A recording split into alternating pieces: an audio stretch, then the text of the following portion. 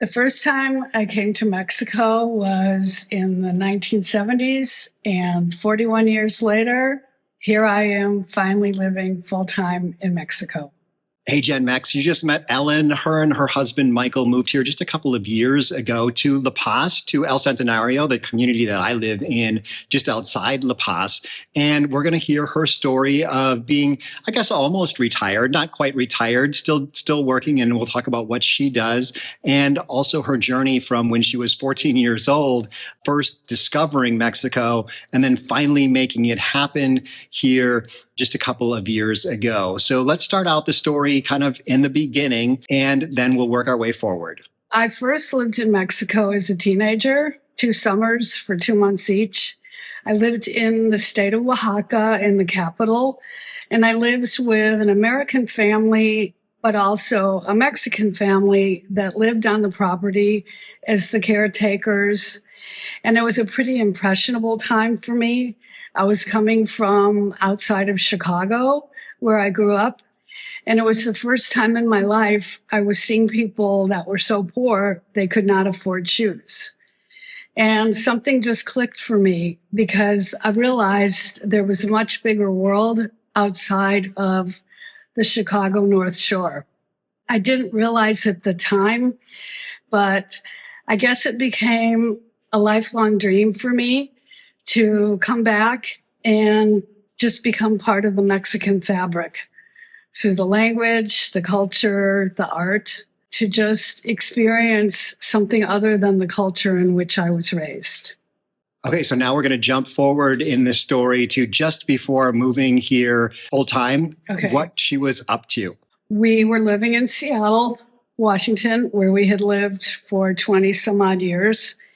And it was about 2018 when I said to him, I'm not going to live through another 4 years of the person who's currently in the White House. And we talked about it. We tried to decide, okay, where should we move? And we couldn't figure that out. So we decided, okay, well, we know where we don't want to move. So let's just let the universe tell us or speak to us and let us know where to go next. And Mexico had always been on my list of places. Again, it was a dream to come back as an adult, a fully fledged adult. And we were coming back from a show that I did as a jewelry designer in Sedona, Arizona. We stopped in the San Francisco Bay Area to see our good friends who had already made the decision where they were going to go, but we did not at that point know it. We figured it out one night when our friend Katil was showing us videos of the property they had just bought out here in El Centenario. That's part of the community Villas del Centenario. We started looking at these videos and we started thinking, this might be the universe talking to us. And on the remaining drive back to Seattle from San Francisco, my husband and I, we just kind of both looked at each other and said, yeah, the universe is talking to us. So we flew down 4 months later and we came and we checked everything out and we decided, well, for me, okay, it's not Oaxaca, but one of our concerns was that we wanted to be near the ocean. And we also wanted to be in driving distance of the United States. And so in 2022, we came down for 6 months and we lived in our friend's house and watched our own home being built. And it is a gorgeous house. We're definitely going to do a tour of the house and talk about Spanish and safety and the things that I normally do. But I'm starting to think like Seattle to La Paz is a pretty big change. We live part-time in Portland, Oregon, and part-time in La Paz, but we spend our summers down here, our summers up there and our winters down here and avoid all that rain. So let's hear about that move, that big change. Yes, let's talk about rain. In Seattle, I was okay for about 15 years. And then the gray skies, that's what started to get on my nerves and to really grate on me. I grew up outside of Chicago, where in the wintertime, you can have snow, you can have rain, you can have wind, but you can also have blue skies with sunshine. And the lack of that sunshine in Seattle, that's what finally drove me to the point of saying, I can't live here anymore in the wintertime. It was just getting to be too much, and getting to be too much for someone who also suffers from depression. Well, that is the perfect transition into the partnership side of this video. I wanted to mention that this video is in paid partnership with BetterHelp. Their online therapists are available almost anywhere in the world by phone, messaging, and video chat. If you've followed my videos for any amount of time, you probably know that I have worked with a therapist through BetterHelp during my time in Mexico. My therapist is in the UK, and it's really great to have someone to talk to who is unbiased and a kind ear who I can chat with through weekly video chats. If you'd like to give it a try, you can get 10% off your first month by using my link, betterhelp.com/almost-retired. Over 4 million people have already used BetterHelp to start living a happier, healthier life. But now let's get back to Ellen and how her life got happier and healthier when moving to Mexico. Our house was finished a year ago, and we had to go back to Seattle to sell the house that we had lived in for 20 plus years on Queen Anne, for those of you who know the Seattle area. We sold the house fairly quickly. We needed to liquidate a lot of our possessions because, frankly, we moved into a much smaller place and we knew we didn't need to keep all this stuff. And so we returned, and now we're here full time. Or at least speaking for myself, I am elated to be living in the sun. And on the few days when we do have clouds, it's okay, because I know that sunshine is just around the corner. And so is a quick trip to our favorite beach on the Sea of Cortez. Like many people, Ellen isn't willing to disclose where her favorite beach is, and a lot of us have that.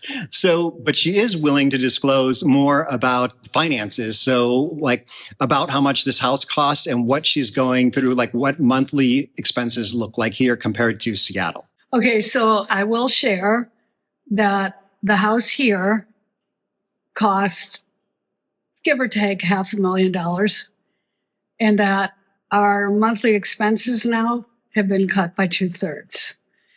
And that includes what we might have to spend to visit a doctor. Medical expenses here are definitely less than the United States. And one of the perks of being in Mexico is that if you come down with, say, a bad cold, you can pretty much go to any pharmacy here and see a medical doctor and get treated for approximately $40 to $50 US. So yeah, $40 to $50. I think, that would, at a pharmacy doctor, that probably includes the medication that you need. Maybe if you're going to a doctor's office, you could probably see a specialist for $60 or something, and maybe a doctor for around $40 or something like that. So doctors here are kind of similar in cost to what copays are in the United States. And you even often will get a follow-up visit with that. So continuing on the topic of money, let's look at the other side of the balance sheet of where the money is coming in from. My husband and I, we both have Social Security. We also have investments, and then I have income from my jewelry business. And right now, I am only selling in Mexico because I haven't figured out how to combat the tariffs for sending jewelry back to the United States. Yes, those tariffs definitely causing lots of confusion. And as soon as you figure them out, I'm sure they will change again. But let's talk more about the jewelry business. I saw these guys out at Tiki Todd's in the parking lot there. They have a Sunday market. So let's hear more about the business. I used to work in the legal profession in both the Bay Area and a little bit in Seattle. I worked for plaintiff personal injury lawyers and on the insurance defense side doing litigation. And so I was always in a pressure cooker. And I got to the point where I said, okay, I can't do this anymore. And when my husband and I moved to Seattle, I knew that I would be taking a huge cut in pay So that's when I opened my jewelry business and I went full time. And that included getting a degree in gemology from the Gemological Institute of America. So I know what I'm doing when I buy gemstones, and I incorporate pretty good stuff into my silver and minimal gold jewelry work. It was a huge transition, but I grew up in a family of artists, so it wasn't that great. I mean, I always had my hands in something as a kid, whether it was painting, drawing, weaving, ceramics.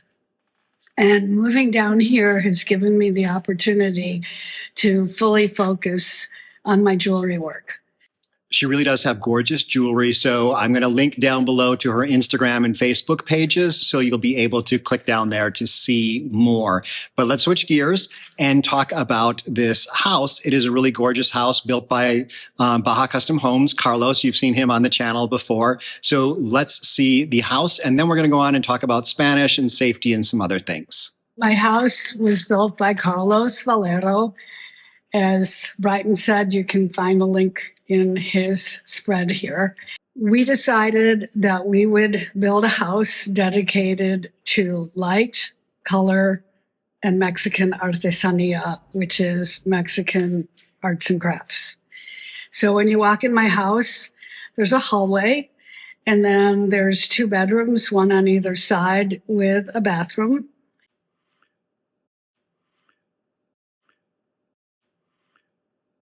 And then we have the main living space with this dining room.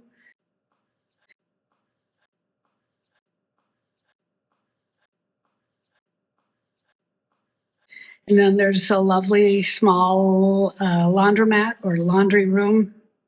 And then there's the master bath with a bedroom. So what Ellen skipped over was the view, looking out. Just, she mentioned the light. There's just glass all along the side of the house that faces La Paz and the Bay of La Paz. So a gorgeous view from up here, and a swimming pool. So yes, Brighton, I have a lap pool. It's 50 feet long and it's 10 feet wide. And I swim laps every day. And I love it. I am totally into swimming. I have been for 40 some odd years.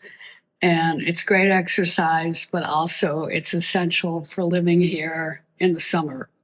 So I do wonder, because a lot of people, most people here in La Paz don't heat their pools in the winter. But if you're going to use your pool in the winter, you need at least a little bit of heat. So let's hear about that. The ideal temperature for a lap swimmer is about 79 or 80 degrees. Anything warmer is too hot, but anything cooler makes it a little hard to swim for 40 or 50 minutes. So my pool is heated, and it is heated with electricity that is fed by our solar panels on top of our garage. And it also has a cover that is essential to prevent too much evaporation of the water. And that makes it ideal for swimming in the winter and, well, basically throughout the year. Okay, so let's switch gears once again and hear about Spanish language skills. Okay, when I lived in Oaxaca, one of my goals was to speak Spanish fluently.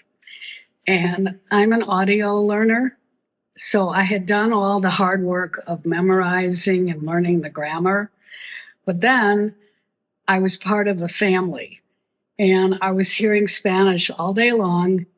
And I just jumped in and I started talking, and I didn't worry about if I was making mistakes because I knew that people would correct me, which they did. And I was able to become part of the fabric of a Mexican family. For me, Spanish, it's my second skin. My brain goes back and forth all day long. Sometimes I don't even know what's going to come out of my mouth. I recognize that it's not easy for some people, but for me, it has allowed me to become part of a Mexican family, like I said, in Oaxaca, and to have Mexican friends. And it just really enriches my life. And I don't know what I would do if I was living here without Spanish, because I've also been in some situations where it was essential for me to have Spanish skills, like keeping a cop from taking a bribe. And that has happened on 2 occasions. But also when it comes to building a house and having to deal with the subcontractors to come and take care of repairs, it is essential that I speak Spanish. Otherwise, you have to rely on other people. And if you're relying on other people, you don't necessarily know what's being said or what's being done. Yeah, it's interesting. Just this week, we had someone who came over to be a translator for us, talking with a neighbor because we're planning a meeting. And you could tell that he wasn't translating. I know enough Spanish to tell that he was translating slightly different than what we were saying. So it's definitely frustrating because if you can't speak directly to someone, then and you don't speak any Spanish, you won't know when something is being communicated correctly or something is being missed. But let's switch gears once again and hear about safety. I would really like to live in Oaxaca, but Oaxaca is not necessarily in safe driving distance. Here in La Paz, we don't have to drive through areas where the cartels are active, like the state of Sinaloa, the state of Guerrero, which is another state that's had a lot of problems with the cartels. Those are 2 of the states we'd have to drive through to get to Oaxaca. Another issue here for me in La Paz is that I feel totally safe as a Jewish woman. I do not feel that in the United States anymore. So yeah, Mexico is a very accepting place, accepting of others. And I think the U.S. is becoming less and less so. But let's transition as we get ready to finish out this video. I want to hear Ellen's tip, whatever tip she has that is just perfect for you. My tip is this. You need to ask yourself this question. Do I want to become a part of Mexico, or do I want to live apart from Mexicans? You need to do your research. And you need to ask yourself genuinely, do I want to become a lover of Mexican culture or an antagonist? I think that is great advice. If you want to be an antagonist, do not come. It makes all of us look bad. And it also just doesn't work out for people who aren't willing to kind of accept Mexican culture and assimilate at least somewhat. Things just don't work out in your favor the way you expect them to work.